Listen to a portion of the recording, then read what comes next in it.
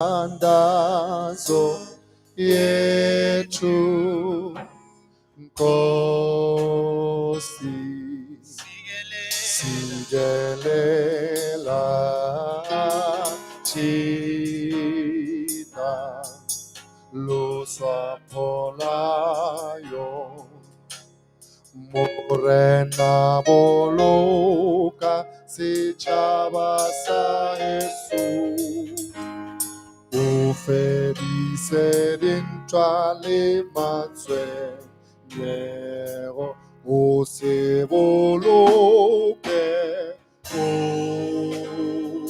Oseboloke Sechabasa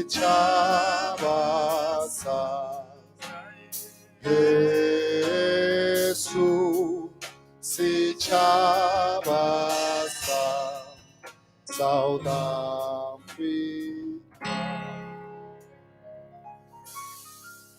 Thank you very much. We may be seated. Thank you so much, Honorable MEC.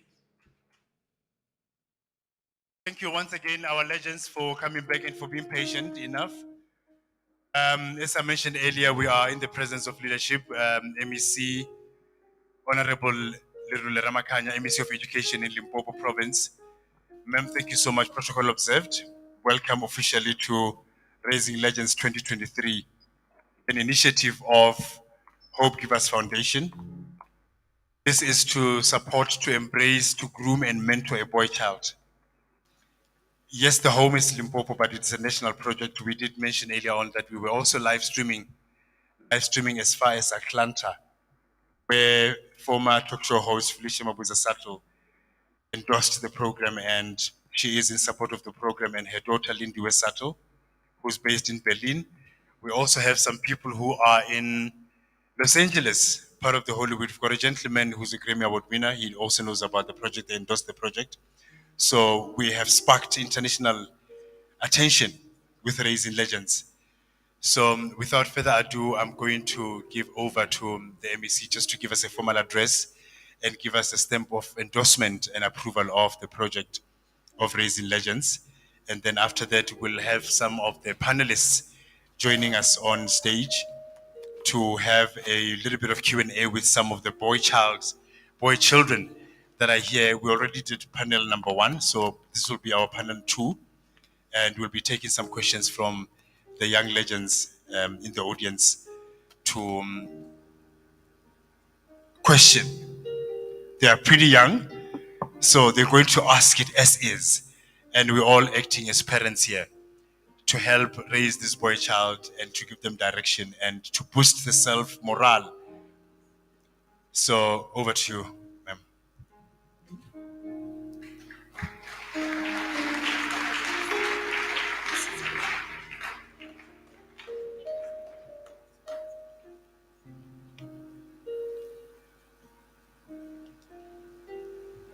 Di Masiar.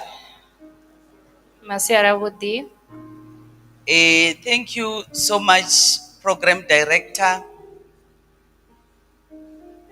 Let me take this opportunity. I was still requesting the order of protocol. It has not arrived as yet, but let me start by appreciating you, Program Director. But also let me appreciate the leadership that is present here. But most importantly, let me start by acknowledging the team that is responsible for organizing, the team that are vision bearers of the Legend movement, the team that has assembled all of us today. Let me start by greeting you and acknowledging you this afternoon. I want to also take this time, acknowledge the CEO of Hope Giver Foundation that is with us here, Ms. Sakani Mkari. I want to also acknowledge the pastors present here. We know that we are in a church. I want to acknowledge the pastors of MANNA Tabernacle. I want to also appreciate program director, as you have said, the other partners, the Department of Education, the other world and international icons and partners that you have as the foundation. I want to acknowledge them this afternoon. But most importantly, let me acknowledge the presence of the legends. I think, my boys, you just need to clap hands for yourselves.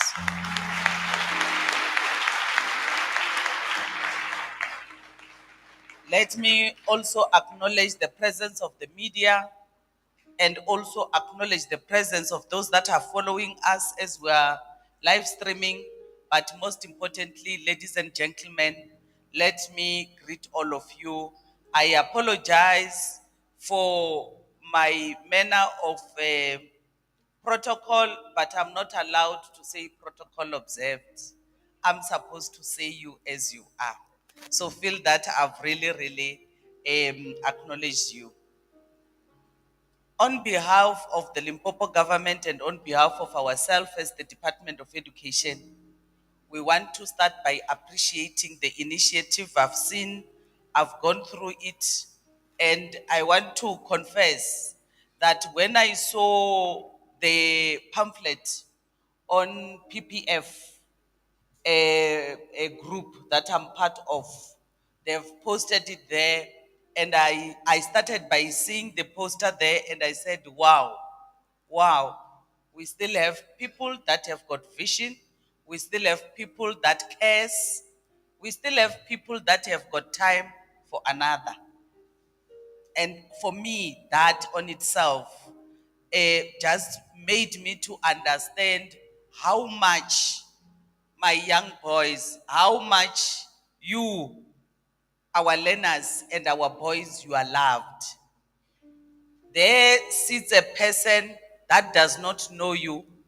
There sits a person that has got their own children. There sits a person that has got so much to do, but they say, I'm going to create time to have it for a young man and a young boy that I do not know, because I want their narrative and their story to change for tomorrow. And I really want to say to the CEO, the board members, and everybody who has made this happen, the sponsors, to say to you, I appreciate it on their behalf. And for us as the Department of Education as well, we want to really appreciate the initiative, because when you go into a school environment where most of the legends are found, there is actually real life of bullying that is happening. And I want to talk to the young boys and the young men who are here. I want to talk to you, all of you, including those that are playing. I want to talk to you, because for you to be categorized at a level of being called a legend, you have just been given, elevated, being given a dignity that you may not have thought of yourself, but you have just been risen to another level of life that you yourself have not walked. But you have got giants, the CEO, partners, pastors, all of us saying, you can stand on our shoulders and you can move and your life can change for the better. I think let's just give them a round of applause as the team that has organized this. Like I indicated, that I got very excited when I saw this. But like you said, let me just give two or three words, then I can sit down. But I needed to pass on my message on behalf of us as Limpopo and also as the Department of Education. I looked at saying, what is it that you can say to a young boy to be able to change the narrative? We are living in a society where you, as young boys, we talk to you, you listen, some other things you absorb, some other things you decide to discard, But let me just tell you, any other little information that you are given and any other little information that has been shared here today since morning, it matters. It might not matter for you today, but you carry it with you, it will matter in your life. I got this poem that says, I'm just a little boy.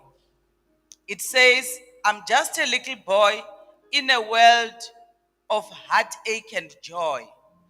Them growing up and wondering why, being just a little bit shy, and a young man thinking I know it all, then being crushed in the truth's call.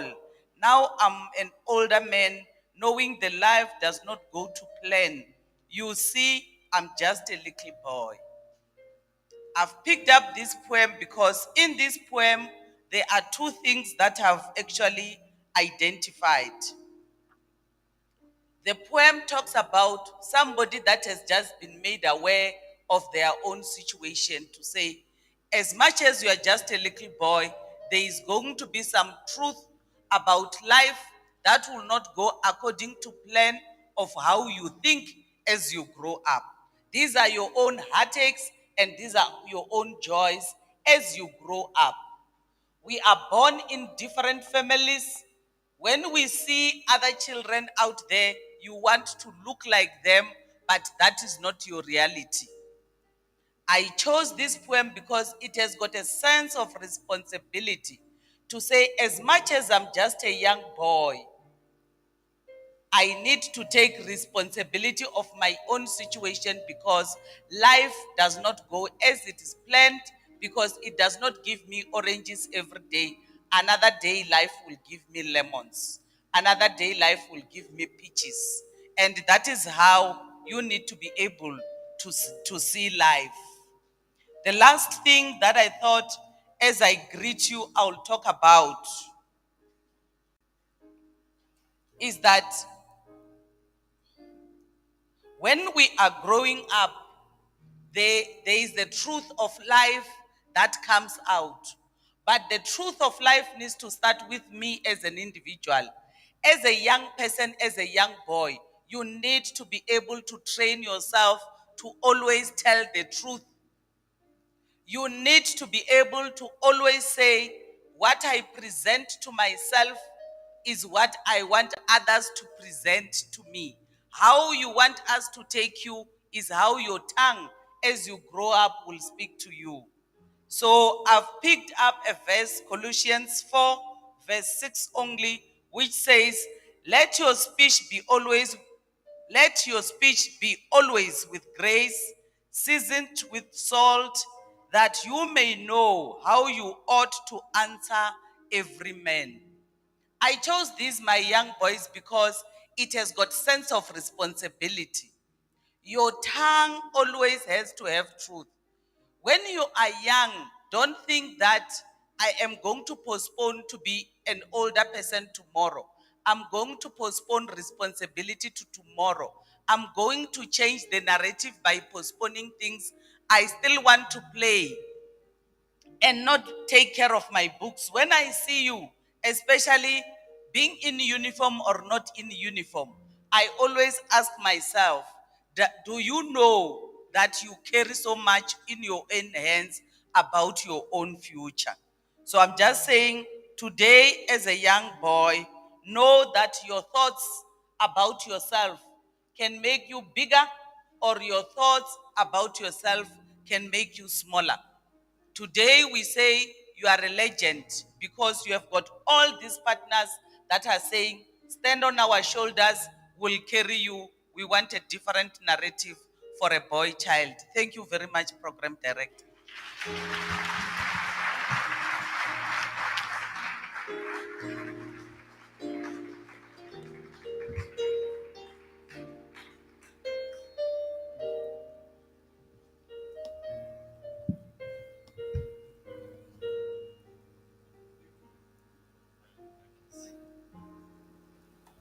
There we go. Thank you very much, Honorable Mewaruna Mewaschaba, Honorable MEC of Education, Honorable Mema Vongo. Lerole Ramakhanya.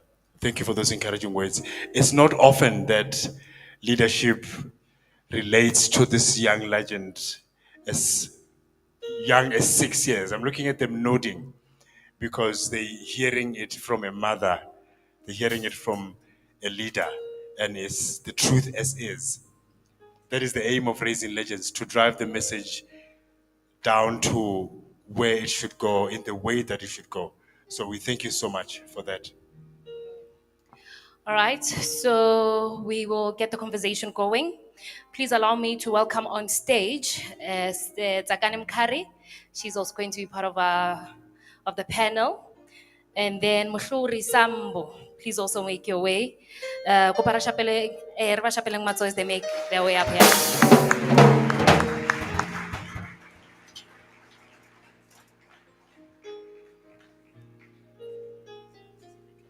All right, cool.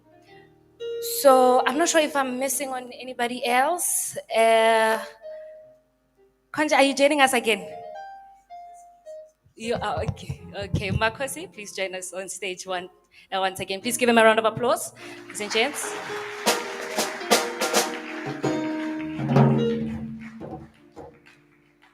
All right, cool. So, like I said, okay, Kesor, Kotomara Melissa. Hi, hey. All right, so I will start with Ms. Zinzi Lemtetra. You know the importance of this conversation, I get it. And we are super excited that you are here. We're very happy that you're joining us today. And I just want to understand, as a business owner, right? What would you say, or what is rather your view on raising a boy child? Is it audible? Yes, you're audible. Thank you, Chair. Raising a boy child, it's so important in today's life. We often say gender equality benefits everyone, but in practice, we don't put it into practice. Reason being, I'll take you back. Traditionally, you find in a family, or let me say naturally, boys, they are born to protect families. They have this thing to say, I must protect. I'm a boy, they want to be strong. Now, what we do as society, we embrace that, and of which is not good for our boy kids. If, for example, let me dwell much into the issues of business to answer your question directly. Let's say I am a mother of 2 boys and a girl. I'm a businesswoman. And in managing my businesses, every day of my life, I wake up, I take the small one, which is baby girl, Ayo. I go with Ayo, I show Ayo, this is how we do things. This is how we do things. And mind you, I'll be doing that for a number of reasons. We know what is happening nowadays with girls. If you have a baby child, you must always carry that child. It must be your baby, your handbag. But we tend to overdo it. I will always take Ayo, one, to protect her, to make sure she's not left alone at home. Secondly, she's my friend because she's a baby girl. Who do I expect will take care of the boys? How are the boys going to learn what mama is doing when wherever I go, it's me and the boys? So I'm saying it's important for us as parents or the society at large to equalize and to make it happen, like to practice what we say. if there's a boy and a girl, how I mentor them, how I empower them, how I go with them wherever I go, it should be equal so that a boy child doesn't feel like I'm behind. Initially, just to cut it short, I said boys were made to say we are strong, we must protect, we must do this. So we must make sure that thing is practical. Thanks. All right, thank you so much. Let's give a round of applause there. Now, with that said, there's a very, very interesting statement that I once read that said, girl children are raised, whereas boy children are left to grow. So I think that's basically what you're saying in a nutshell. And now I'll cross it over to Sesi Basani Shaniki from DRC Country Estate. As a boy mother, are you with me? All right. Now, as a boy mom, what is your advice to other mothers out there? Um, Good afternoon, everyone, including MEC, and the legends that I love so much. I will say to mothers who are raising boys, let's ensure that we avail ourselves for the boy child. For a boy to be able to understand a woman, they must be able to understand first their own mother. Let's ensure as parents that we engage in life conversations with our boy children. Society, it's I want a better word in my mind, but society is so ill today towards boys. Society is very discriminative towards boys. As a parent, if you have already established this relationship with your boy, and as a mother parent, if you have established this relationship with a boy, whatever that will happen out there, a boy should be able to come back home and say, Mama, this is what happened. And from that point, you are able to give words of encouragement to your boy to know that even when the odds are against you, when the world is against you, never ever be against yourself. It can be anything, whether it's poverty that is against us being raised normally. It can be bullying at school. Don't be against yourself. Let's raise our boys to be able to know that even if yesterday somebody has slapped me, I want to be able to wake up in the morning the following day, raise up my head and be able to go to school, face the very same people that have laughed at me yesterday, be able to concentrate in class. But where will a boy get this? A boy will get it from a parent who will be able to talk to these kids. So I take it that my legends, my little boys, as you walk out of here, you will be able to take up any challenge that is in your life and be able to raise up your head, study your books, regardless of what happened yesterday. Be able to concentrate because you will have parents you are able to speak to. So the issue of us speaking to our parents is very important and opening up to our own parents. All right, thank you so very much. I guess in a nutshell, what she's saying is that as a boy child, there's nothing like that. If you're going through something, if you need to talk, ungasabi. Talk to your parents, talk to your friend, talk to your teacher, okay? All right, now I'm gonna move it over to Bo MEC wa Borine, Bo Mabungu Liruli Ramakanya. Masiare. Is your mic on? Okay.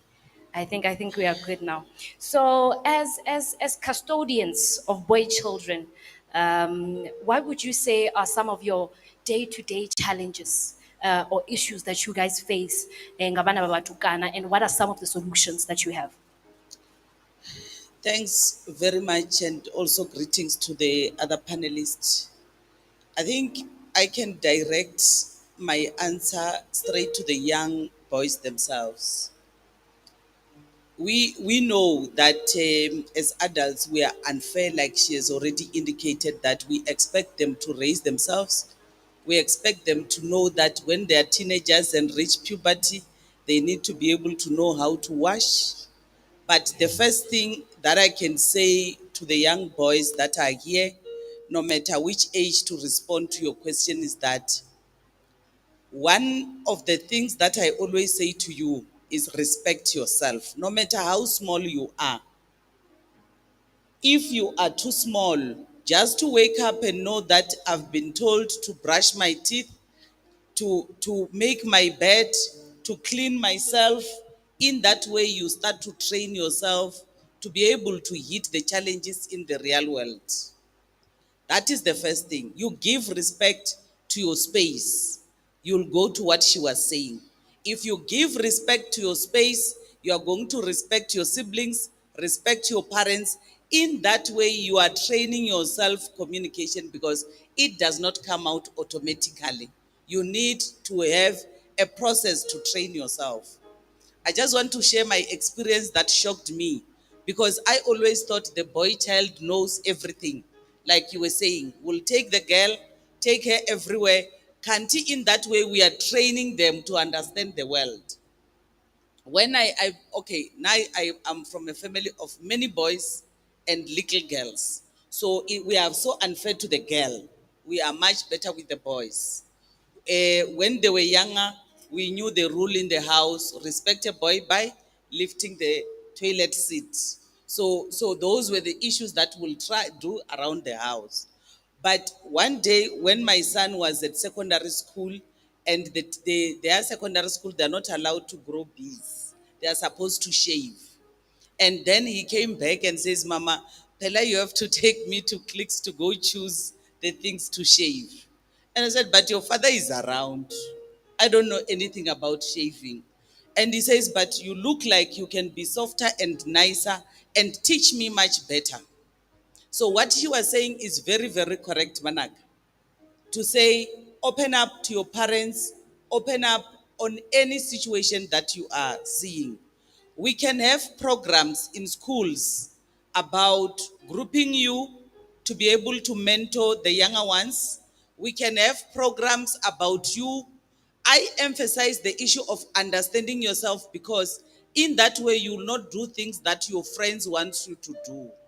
You'll be able to contain yourself and then mentor others. So we at different schools, we know that bullying is there, but if you concentrate on your own studies, you'll be able to make a difference and make a mark. So for me, communication becomes the key word for you to be able to survive out there. Thank you very much. All right, I have a follow-up question. I have a follow-up question for you. What would you say is the importance of having initiatives like this? We know that we have a government-funded initiative, Take a Girl Child to Work, for instance. Now we are having this for a boy child. What is the importance? Remember, today here, the importance of it, one, is for information. Our young boys, like all of us are saying, they are not informed. So the information that goes out there raises this legend. Number two, the other important thing is that they start to know that you care as a society. Like I indicated, the sponsors, the organizers, the vision bearers cares, which is what is important. I always say to my little boys when I'm at secondary schools, I say to them, when I go to visit them at school, I say to them, me as your mother, I love you enough for you to be running around trying to tell a girl, I love you, when you still don't understand what is love. So today here, The key word is also love that you have shown to the boys, to our legends, but also to those that are following us on social media. Thank you. Definitely. Thank you so much, MEC Lerole. And right now, I think I am ready to throw it over to Tsakani Mkari.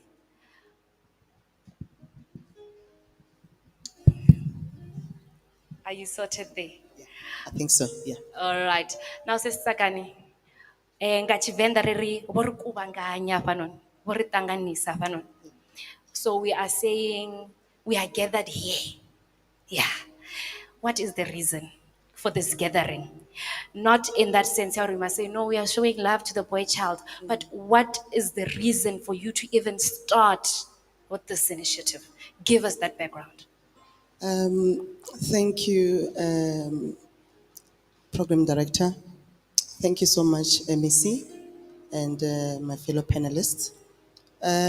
Sure. We, as the organization, I've said it earlier that we were formed in 2012, and throughout the years, Dr. Malachi have been there throughout the years, Basani, Zenzile, they've been there throughout the years. And we used to, in fact, another project we call Girls with Purpose, where we groom girls and women to know their purpose. And the agenda there was to say, as a woman, we found a lot of women were abused by men, but the reason was because I love him, I can't leave him, and all of that.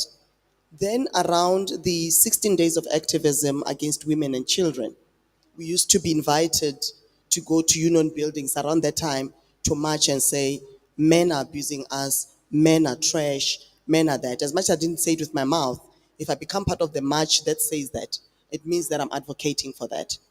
Then we said to the minister at that time, it was Minister Batabile Dlamini, she was the Minister of Women and Children, to say, Minister, we need to change the narrative. The same men that we are saying they are trash, we can't live without them. You know, whether you're a young girl, you want a boyfriend. When you grow, you want a husband.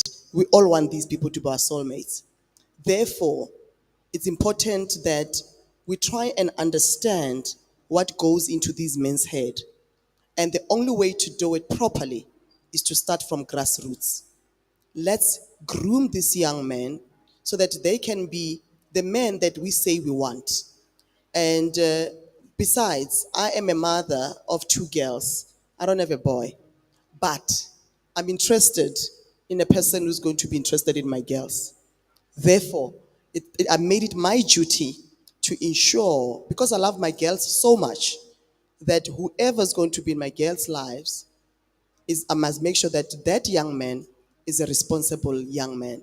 And we decided to form Raising Legends. This year is our 6th year.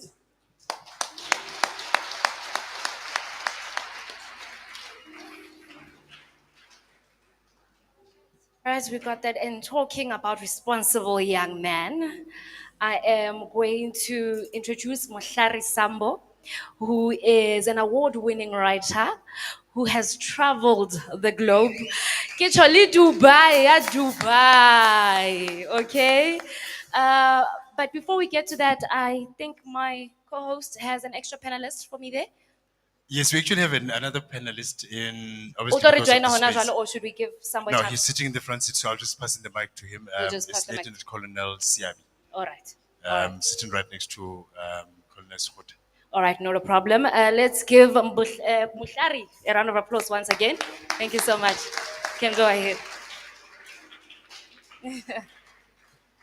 So, Muhlari, my question to you would be, how do you do it? Like Sister Taki said, responsible young man, right? How do you do it? I'm sure there is a lot of your age mates that are here, or maybe even Babanyani that are looking up to you, right? So how would you say you do it? Because from the real piece of advice or from just telling them how you do it, you will never know how far it will go with the next boy child, right? So even if you touch just one life, just tell us, how do you do it? Firstly, I'd like to start by greeting our wonderful MEC, and then I would like to greet my very own part of Mothers, Manzakani. And I'd like to thank you for this platform. And I'd love to greet my panelists and every other legend and anyone whom I've not mentioned. My name is Mushuri Sambo, and I am currently 21 years of age. I am studying at the University of Johannesburg, and I'm doing my third year. My major is Bachelor of Arts in Humanities, and my major is Development Studies. I am an author of 2 books, and I'm currently publishing my third one. I am an international speaker, and I've participated in international Model United Nations programs overseas.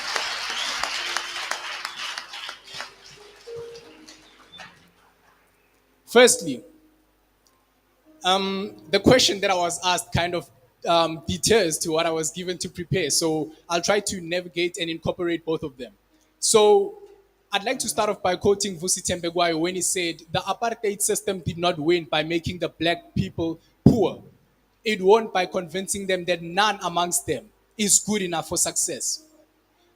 The greatest thing that we suffer from as young people is an inferiority complex. As black people, it becomes difficult to succeed because of the systematic oppression that was discussed earlier, but also because of inferiority complex. We do not believe that we are worth success. We are mentally oppressed and believe that success is not something should be that should be part of our destiny. And it's something that is the first thing that needs to be changed amongst the black community to give us hope as the young black people to say it is possible that a young black person right here could become the next president, could become the next African Union ambassador, or whichever position up there. That is one of the first things that need to be dealt with. We need to change the way young people think, and I argue a lot of these things in the book Rethinking Black Consciousness, which I released last year. In the book Rethinking Black Consciousness, I argue about the instruments that are still oppressing us as Africans. This will answer how I do it. So I argue about the instruments that are oppressing us, and the first instrument I argue about that is maintaining our inferiority complex is media oppression. We are oppressed by the media that we have. If you watch television, you will notice that there's a high antagonization of black people. You will never see content that promotes black success, black wellness. It's all about black men raping, black men being criminals. That's something that needs to be changed because as young people as they are, they watch these media platforms, these soapies, and aspire to be like those people they watch on television. The other thing that we need to also look into is social media oppression. The social media that we have right now is very toxic for young people. It promotes nudity. It promotes a lot of negative things that it does not promote content sharing or education or any type of empowerment. And we need to detach from many social media platforms as young people and resort to reading and researching in order to grow and develop because we cannot rely on social media news to develop us. The other tool I discuss is the educational system. Please do forgive me, my MEC. The educational system of Africa, or rather South Africa, is not transitioning as fast as the world is transitioning. The world is transitioning at a very rapid rate. We are now in the fourth industrial revolution, but our education is still backdated.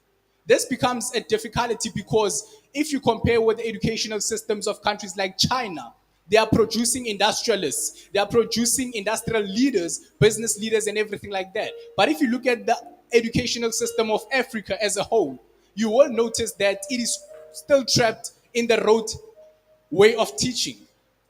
It produces a mass number of employees. And right now we have a crisis because it is producing a mass number of employees. But who are the employers of these employees?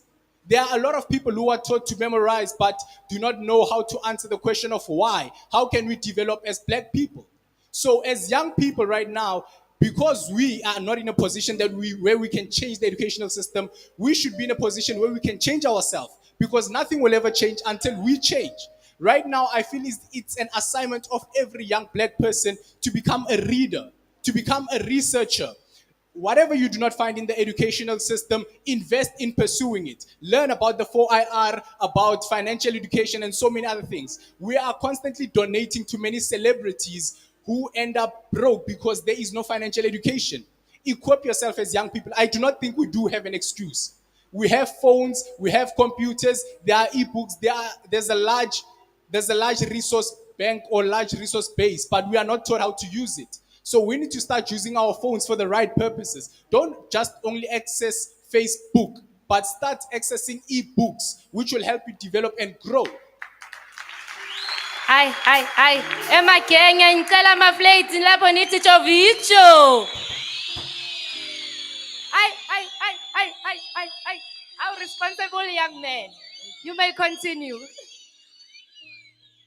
I will not lengthen my point, but then I'll just discuss just three more points and then we can advance with the conversation. The other oppression that I want to discuss is alcohol oppression.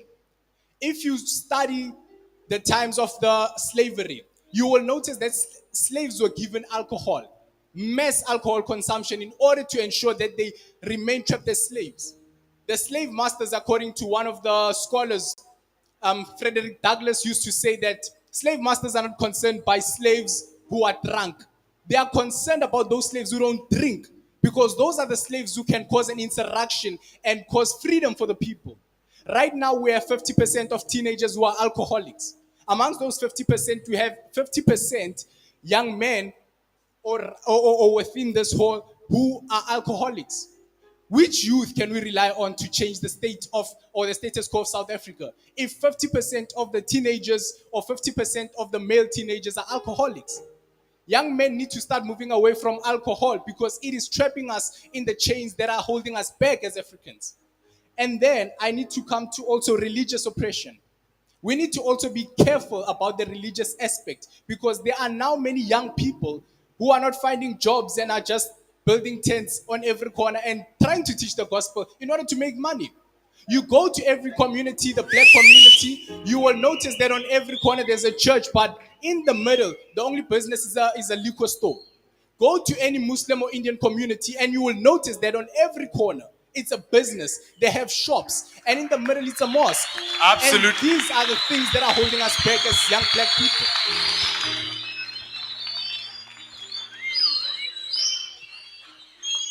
My last point is the entitlement mindset. Young people, let us stop being entitled. My parents used to always tell me that the world is not easy. Bophelo ke ntwa. Life is tough. Life is very competitive. I've been abroad and participated in international speaking programs. You do not win just because you are of a specific race or background or you know this person. No. You win when you are competitive, when you have the skill set and the accreditation. Life is tough, guys. If you do not go to school and if you do not study, then I don't know what your backup is. I'd advise every young person right here, go to school, study extremely hard. We understand some of the concerns you are raising about your parents or anything, but you need to start realizing that you can't change your parents, but you can decide how you want to live your life. Go to school, work hard, get those distinctions, because even getting to university nowadays is very difficult. And I would like to end it there. I thank you. Hi. Once more, emagenge ngicela ama-plates lapho nithi chovicho. A standing ovation which is Standing completely ovation. befitting. Wow. Gents, little Wow. bophelo ke ntwa. Are you guys motivated? It's not about our parents. Are you guys Wow. motivated? Oh, I'm glad. I'm so glad. Thank you so much. That was indeed very, very powerful. Okay. I think we are going to open the floor in a bit, but before we do, Dr. Malachi, when a traditional healer, right? Ke tla reng, as a traditional healer, I'm pretty sure that you help men with quite a number of issues, right? Men in general, right? Bana ba bashimane bona le ba thusa jwang? And how do you think you can instill some kind of values maphelong a bona?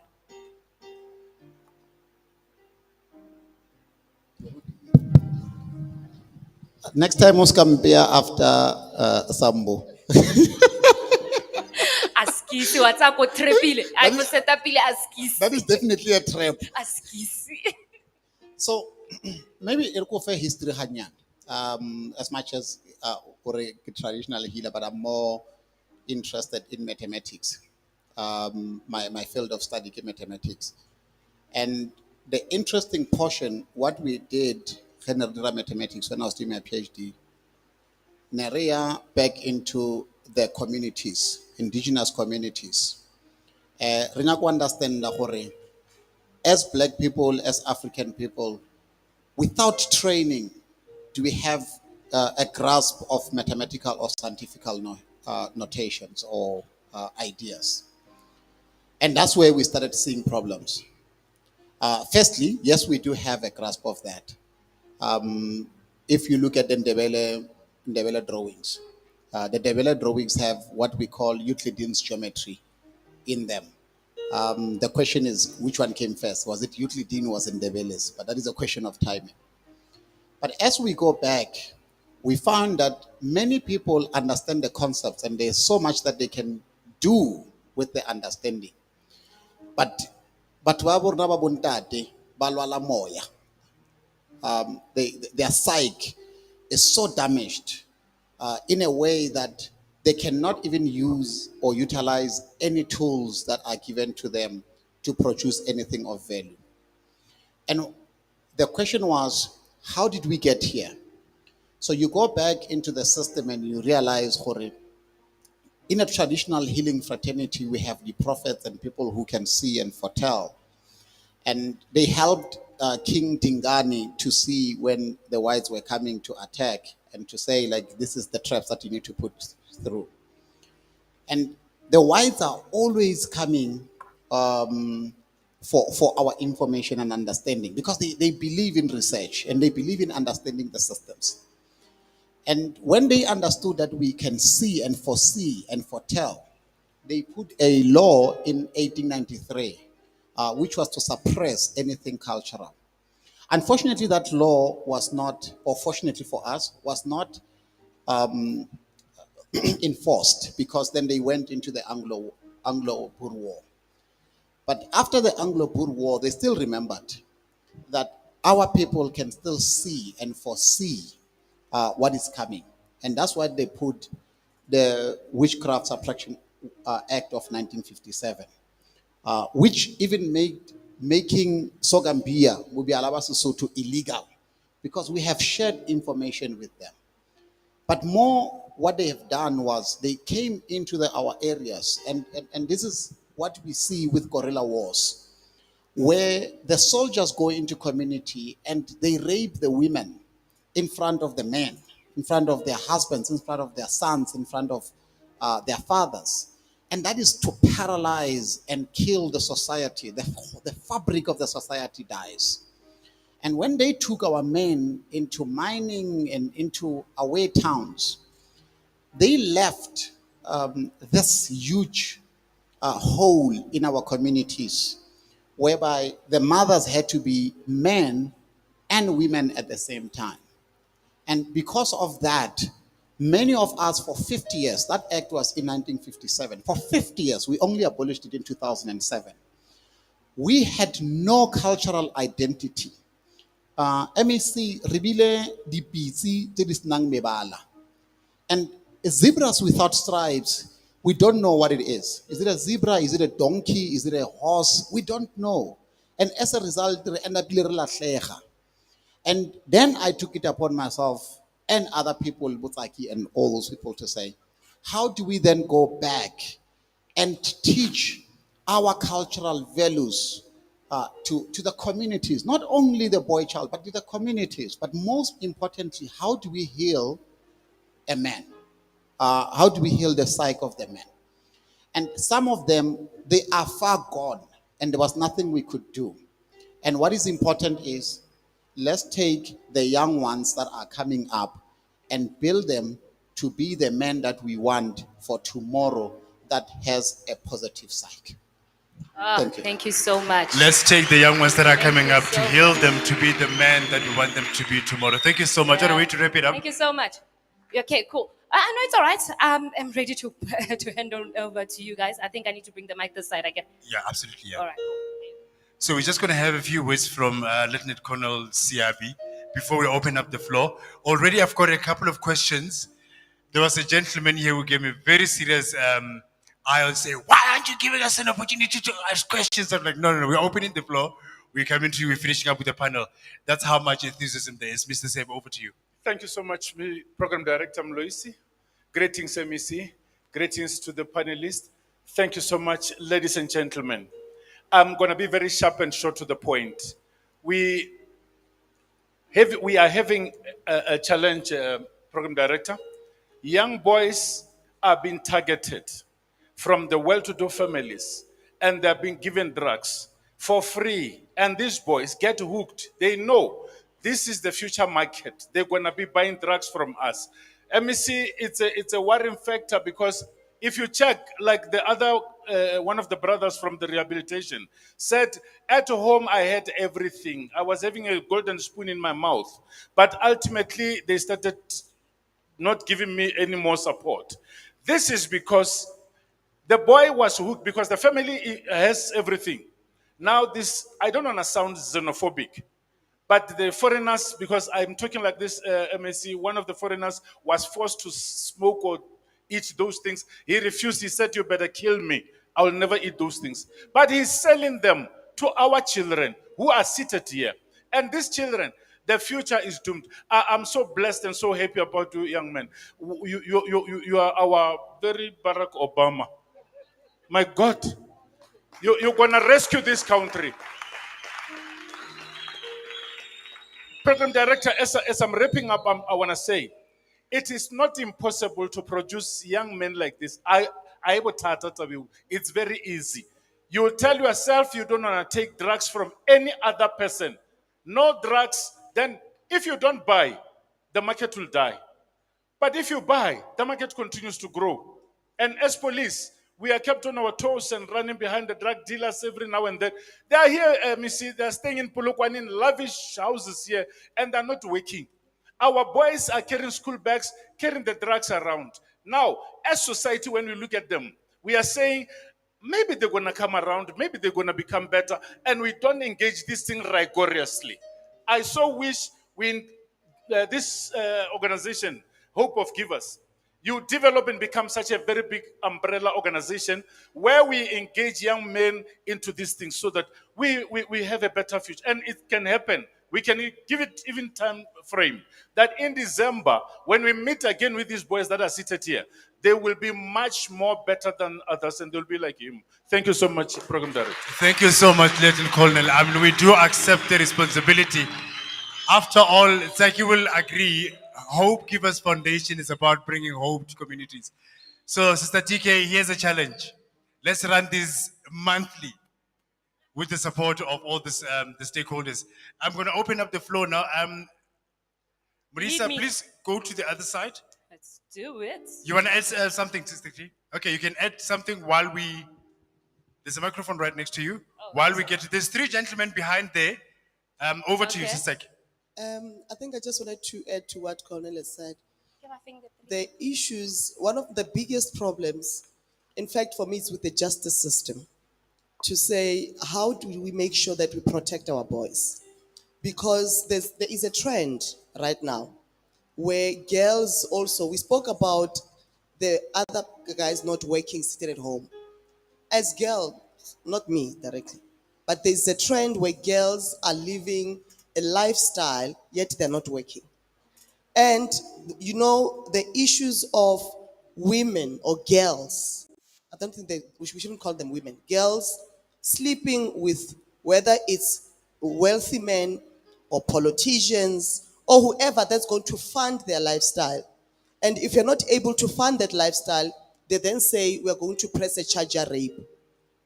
There's a lot of men that are being released 10, 15 years, even more, for being falsely accused of rape. So as we are raising young men, it's also our responsibility as young girls or as women to make sure that we do justice to these men, because we also contribute towards GBV. If you have accused a man and you know that that man didn't rape you, and justice system, Colonel, I also blame you. When you come, because Tsaki is the one who called you, you don't question me. You go and arrest this man because Tsaki has pressed a charge. And you say there's proof. Of course there's proof because there was an agreement between the two of us which you are not aware of. So, at what point do the justice system pause and check before you arrest innocent people? And what must be done to young women who have accused these men? We have had a lot of cases. Some celebrities, if you have a sponsorship deal, they now start to pull back. They don't want to touch you because someone has accused you. So automatically, society, brands have already labeled you or you are guilty. So I'm also giving you, you've given me a homework for December. I'm giving you homework for December when we meet. Can we find a solution to say, what must we do with women who falsely accuse men for rape?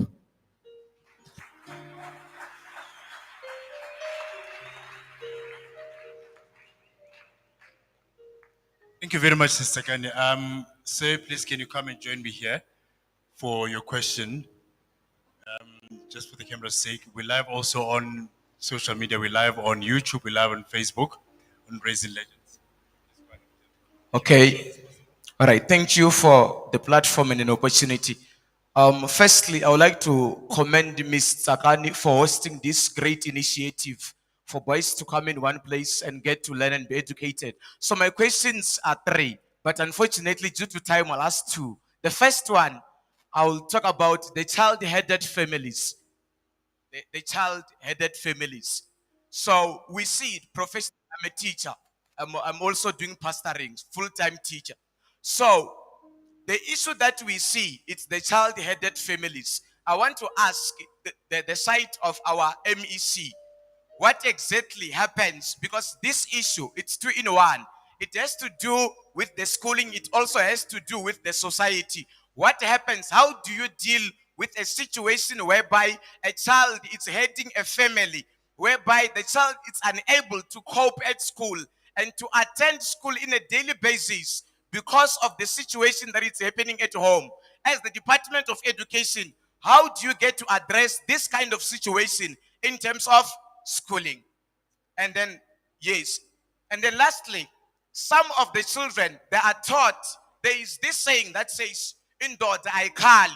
So I want our chief there, our Nkosi there, Makos Makulu, to actually explain the praise.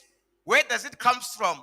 Boys don't cry. The original proverb, because we are misleading it.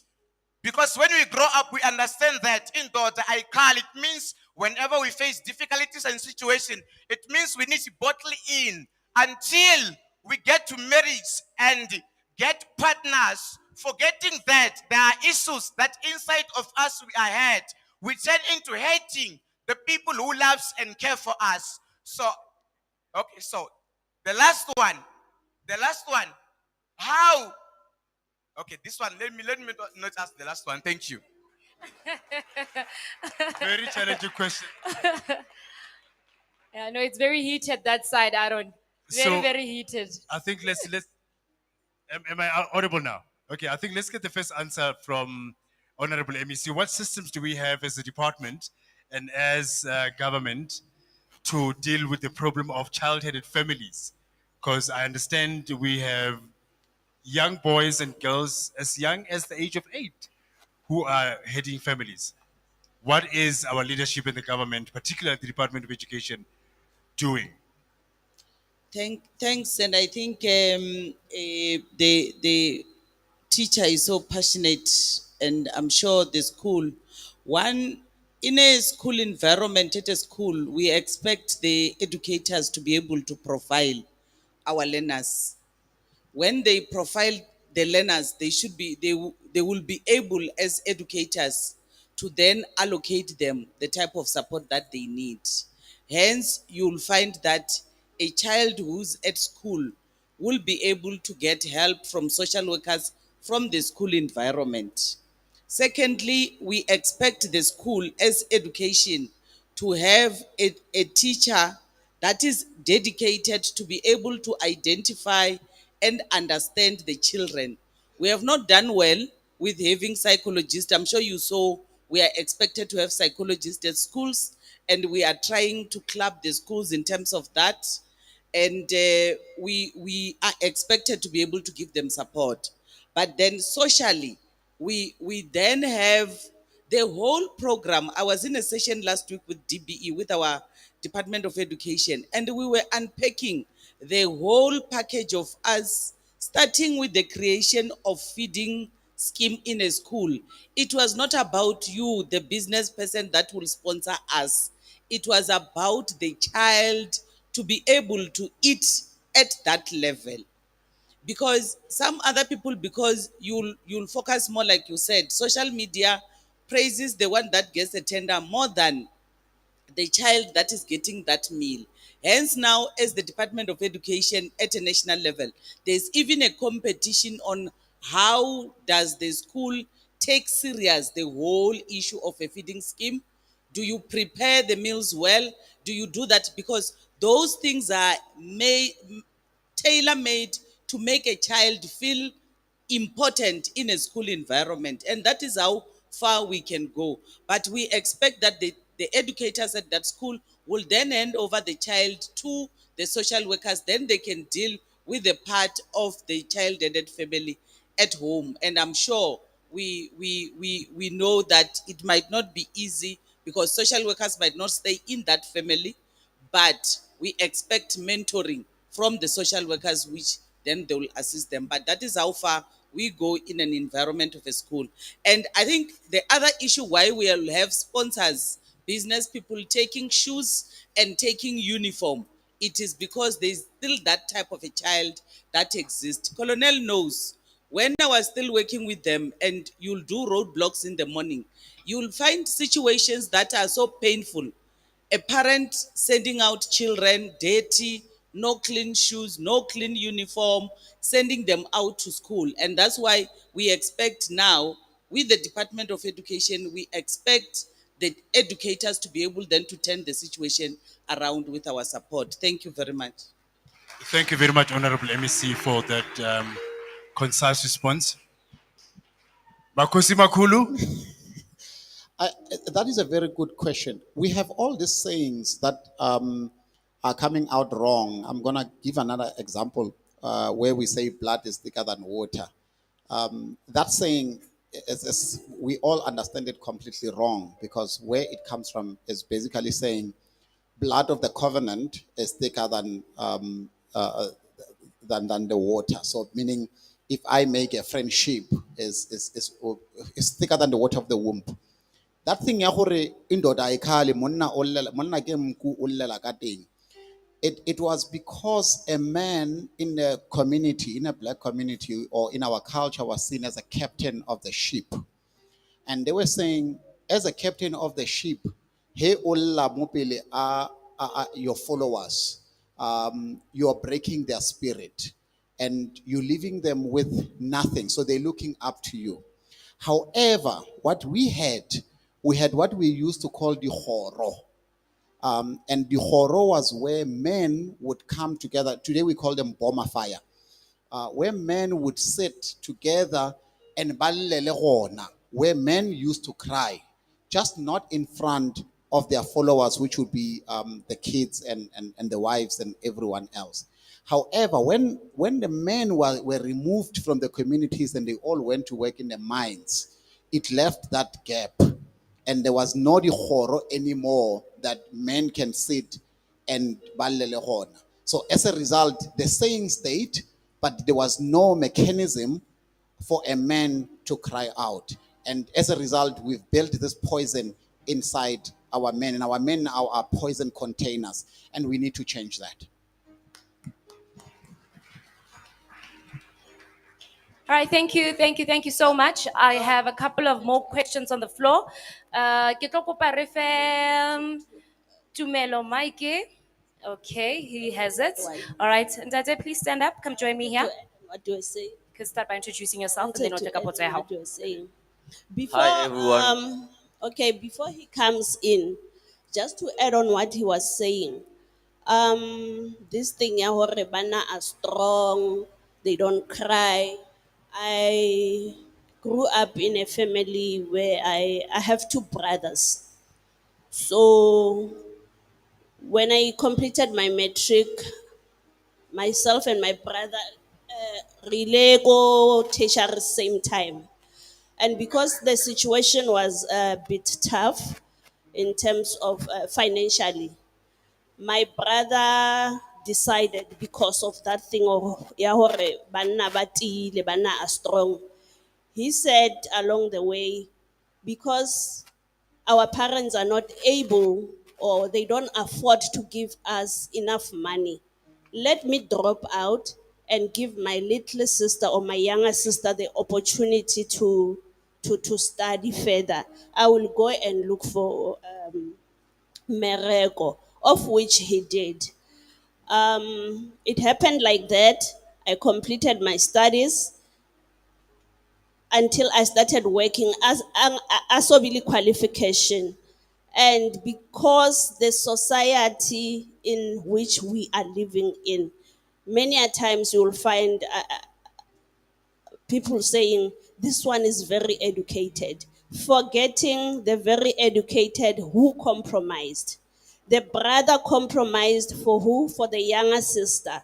So I'm saying, while we are empowering a girl child, it's up to all of us to make sure that we support both, we simultaneously support boys and girls, and make sure that they they are at the same level, even if they are not at the same level, but we are there for both parties. Indeed. Thank you so, so much. Let's give a round of applause, please.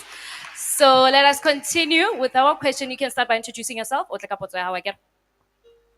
Hi everyone. My name is Mpom Morolong. I am the son of Miss Morolong, the founder of Litlabile Rehabilitation Center, which is located in Spoke Park.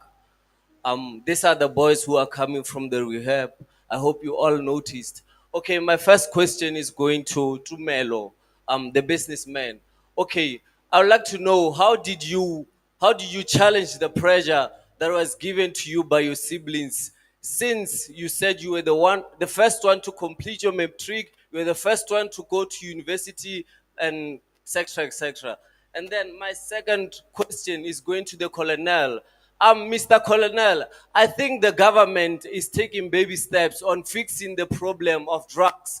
If not, please, can you please tell me what they are doing to help the businesses, the institutions which are helping these boys not to engage in drugs? I thank you.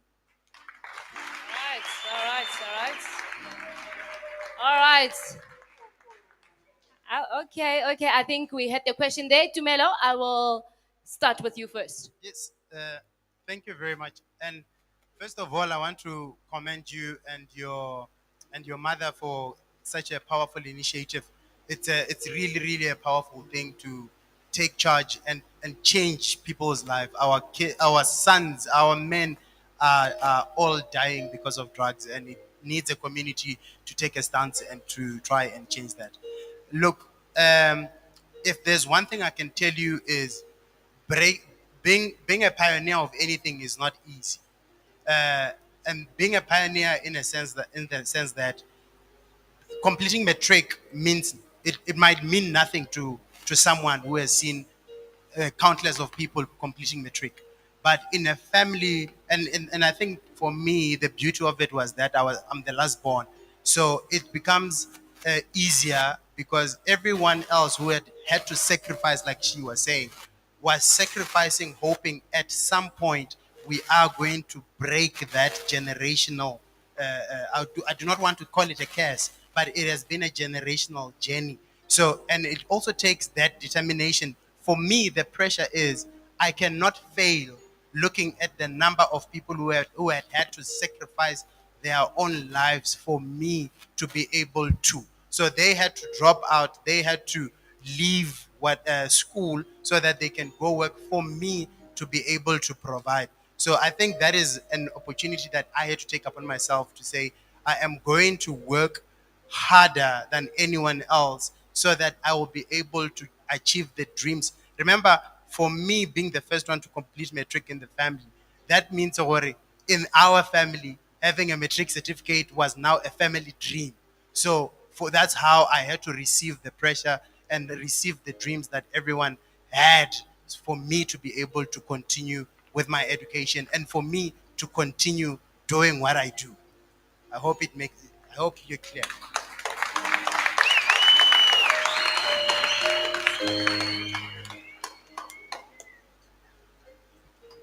Thank you so much, Program Director. The question was, what are we doing as police to help the institutions that are the rehabilitation centers as police? I want to be very clear to say we, as NGOs, there are ways of partnering with government departments in assisting and in helping each other. But as of now, as police, to make sure drugs are not flowing in the street, we are making sure that there are roadblocks, there are stop and searches, we've created even networks and informer network also. Those that informs us where the drugs are being sold or being distributed. And we also have partnership with various sister departments in assist, the Special Department of Education. We go to schools, we do random searches to make sure that drugs are not just flowing everywhere.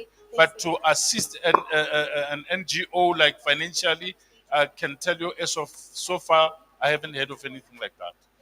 But what we can do, we can have partnership to do searches or to assist you and give advices on how to, when you come out of the institution, how can we assist you? How can we network with you so that you don't fall back to drugs? Thank you. Thank you very much, Lieutenant Colonel CIB. We've got a question this side from a young man, and then I'm going to go back to the middle block. There's another young man who wanted to ask a question straight to Mutluri. There's your chance, sir. I wanted to ask that as boys, we don't grow up from same backgrounds. Some grow up from abusive backgrounds and adapt to that ways. Is there a way which can, how can they be helped into becoming responsible, better fathers or men? Very good question, short and sweet. We come from different backgrounds as boys. How can we be helped to become better boys or men? Can I throw that to you, Sistike? As young boys, we grow up in different backgrounds. Those who get to go astray, how can they be helped and groomed to become better brothers and men? Yeah. Essentially the vision of Raising Legends. Actually, I wanted to say that Raising Legends is here for that. You were just clapping for Mushuri, and we want to have more boys who, it doesn't matter, don't have to write books, whatever that you like, whether you're in sports or you're interested in business, whether you're interested in whatever that you like. The Hope Givers Foundation, it's there, it's exactly here for that. And MEC, it's our request that the boys, we get to adopt them. This become a quarterly or whatever event, because we're only dealing with majority Capricorn district boys, but we have Bembe, we have Waterberg, we have Skukune, we have Mopani, where we can get support so that we can spread, because the boys, in fact, I've just told the program director that we have to cut the event short. It's not even short. The boys are hungry, but I am so impressed at how they're still seated. It tells you that there is a need for this initiative. We have taken down the details of all the boys that are here, and we will be dealing with them and making sure we need to have a proper structure to make sure that we support them, and this becomes a 365 initiative. So my brother or my younger brother, we are here to make sure that we groom you and help you with whatever vision that you have. Thank you. Thank you very much, spot on. We are about to wrap up this session and come to the consensus and see what we can do moving forward, so that in December we've got a better report to give back to them. We've got a quick one from here, and then from here we've got an interesting one coming from a young boy this side. He's got not a question or a comment, he's got a strategy that he wants to share. that he wants to share? A young legend, but quick one. Mr. Muturi Sambo, I wanted to ask you a question. What was the turning point that made you publish 2 books at the age of 20 and motivated you? Did you get that? What was the turning point for you to be able to write 2 books before you were 20 and motivated you? And also, how did you get to go to Dubai?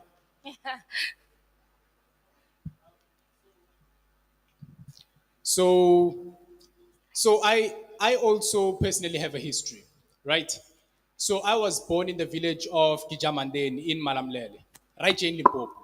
So I was born to a poor family, but by God's grace, I'm one of those children who get to grow up and experience each stage from the impoverishment towards the success of the parents.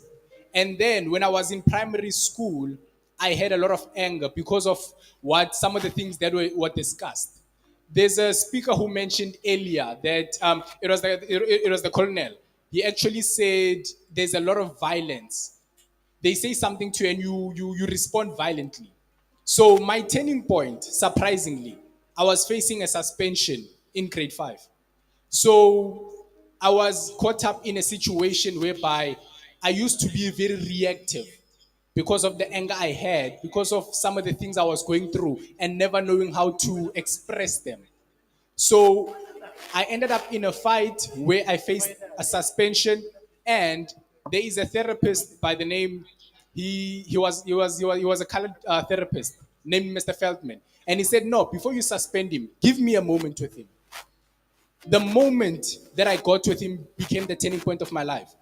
Instead of becoming a reject, they decided to rehabilitate me and understand why. And he taught me that I can never control any other person's actions, but I can always control how I respond. Indeed. So that was the turning point of my life. And then he taught me how to express myself better. That's when I started becoming active in sports, in a lot of things, in terms of writing and many other things. I started taking on writing as a hobby just to learn expressing myself. There are a lot of young people who write poems and so many other things, but never publish them. So it was a similar case for me. I was just expressing myself. And then there were people who actually loved my writing. And from there on, I said, no, let me give it a try. I started writing in grade 9, 2016, just as a form of expression, as a hobby. And then I released the book in Metric in 2019, which is Infinite Teen. And then when I went to university, I then developed my hobby even further because a lot of people love my writing, and it also opened channels and platforms for me to grow. Thank you so much. Okay. No, I was just saying, please just wrap it up a bit. Okay, time is really not on our side, but I'll just give you a chance to say your last words, and then we'll need to take the last person, and then we'll need to break for lunch. Not a problem. So as I conclude, whatever hobby. Okay, thank you. Okay, I guess the conclusion happened. I guess the conclusion has already happened, but I hope you answered, gentleman over there. Right now, I'll be giving you a chance. O tla ka strategy sa hao. Please keep it short and sweet. I get for first strategy fela. I'm sure le batho ba baholo ba teng ba mametse. I'm pretty sure ba tla senka strategy sa hao. There you go. Greetings to all. My name is Tebo Mhlopi. Greetings to you all. But I am Tebo Mhlopi, and I want to give a strategic form of some of the things we can do as the individuals of Hope Givers. So since we are busy focusing on planting, I can see you are focusing on planting the young ones, but we can still focus on those who are already in the industry. So since you can fertilize a tree that is already grown to produce good fruits, so we can advise the old ones, the adults, the parents, the fathers in the families to change their ways in which they approach things in the family, so that the children don't end up being stressed, being oppressed about how to live, how to do things. Being advised by a father is good, but than being advised by a mother. So if you can check, many boys don't usually have straight communication with the mothers, but they have a straight talk with the father. But the absence of the father figure in the family makes a big difference, because children intend to lose a patience on talking to the mothers and end up being advised by people who don't understand how their problems are related, and they end up taking drugs and stuffs. So I was wanting you to, asking you to please assist with the parenthood in the family so that the things can get better. Thank you. All right, thank you. Thank you so much. All right, I think Ramuka kaofela now oreng strategy siri a re qaleng ka batswadi as well, so that bana le bona ba kgone ho ba jwang, ba be sharp. Okay, thank you so very much. Aaron? O mo kwela ke? Motlhopetebo for president. For president. Thank you so much, ladies and gentlemen. Thank you to all our panelists. Thank you, Honorable MEC. This marks the end of our panel. This marks the end of today. We have done a lot. It might seem like a lot, but a lot of the boys, a lot of our legends, as I'm walking through the audience, they actually are listening. So to wrap it up, I would like Honorable MEC to give us a sentence or two to wrap it up and officially close Raising Legends 2023. And then that will be our day. That lunch has finally arrived. Finally. I think for us to wrap us our day, we should just stand up and give it to our CEO, the vision bearer for Raising the Legend. Please, let's give her a round of applause.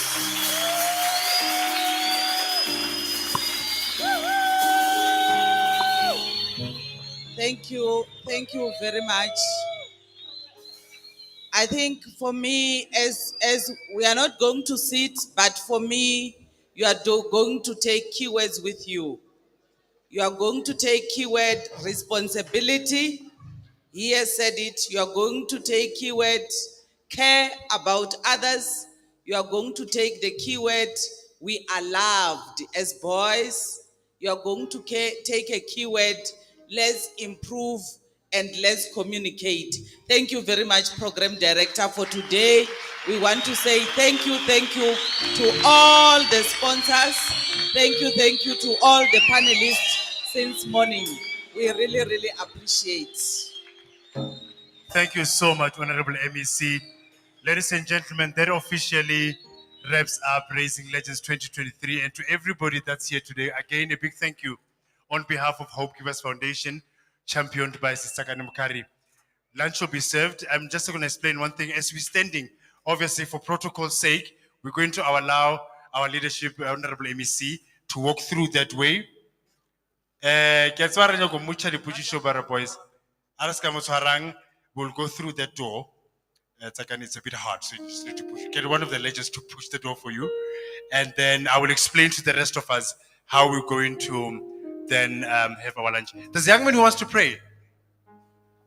Can we make it as quickly as possible? We're completely out of time. Let's get the MEC to exit and the panelists. We can all follow that way. That is Yavi. Tumza, we can all follow through there.